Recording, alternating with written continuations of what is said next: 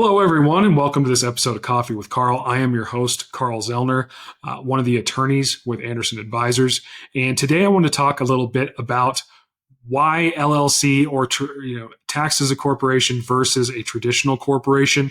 If you've met with an advisor and they've suggested that and it kind of confused you, let me kind of unravel some of that for you. So there is basically we'll go legal and tax. So from a legal perspective, there is some differences. Like in Wyoming, basically a LLC has the better protection over a corporation because of the way the charging order protection is set up there. On sort of the opposite side of that coin, Nevada is better for corporations, traditional corporations over LLCs taxed as a corporation. So from a legal perspective, that's kind of why we may sort of situate you between different states and things like that as well. And then from a tax perspective, there's certain provisions in the tax code that address shares specifically or stock. So if we look at like a 1240 section IRC section 1244 refers to stock loss specifically, and LLCs have membership units.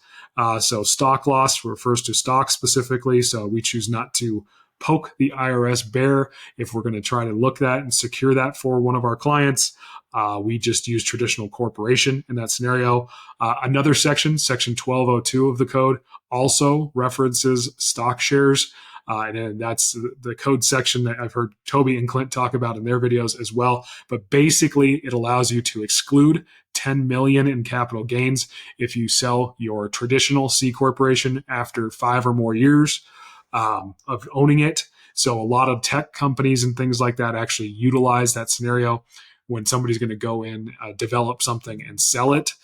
So that's another one that refers to specific shares and also refers to specifically on the 1202 side, specifically to C corporations as well. So just as a sort of, like I said, if somebody suggested something and it was a little confusing between LLC taxed as a corporation or traditional corporation, it's usually for some reason. If it's an Anderson employee, it's usually for some reason because you flagged something in their mind or their analysis that says you get the most benefit out of a traditional versus an LLC taxed as.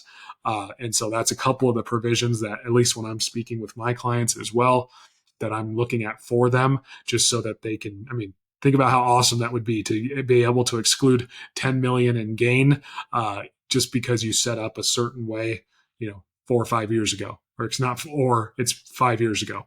So 5 years is the kind of the shelf on it. And like I said, so if you want to look up those, if you're kind of enjoying this piece and kind of want a legal nerd out, like I said, Internal Revenue Code, first one's section 1244. I just referred to that, and I'm speaking with my clients as a kind of a hedge against the unpredictable, because that one allows you to take losses personally for your corp up to $50,000 up to each shareholder of the corporation. So say if you went in and spent a bunch of money on learning how to do real estate education, something like that, that would qualify. And if you had to shut down that corporation, say something happened within your family and it just didn't become practical to keep it open anymore, you can actually take up to $50,000 in losses personally under section 1244. And then, like I mentioned, 1202 has the provision where you get to exclude a chunk of that capital gain if you're using a C corporation and have had it for 5 years. So that's another piece you can look up. Like I said, if you're feeling tax nerdy or legal nerdy about it. But yeah, that's can also play into the overall state suggestion for those entities as well, because at this point, as Coffee with Carl watchers, faithful ones out there, you know that ultimately Nevada's better for corporations, Wyoming's better for LLCs.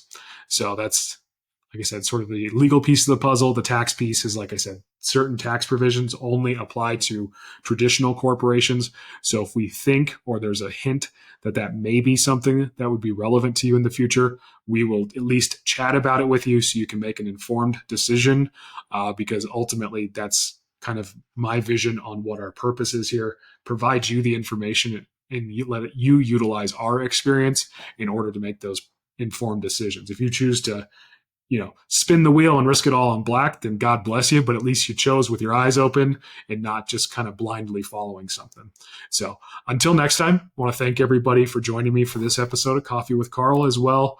And then, like as usual, like, subscribe, and share with a friend. Thank you so much, and have a good one.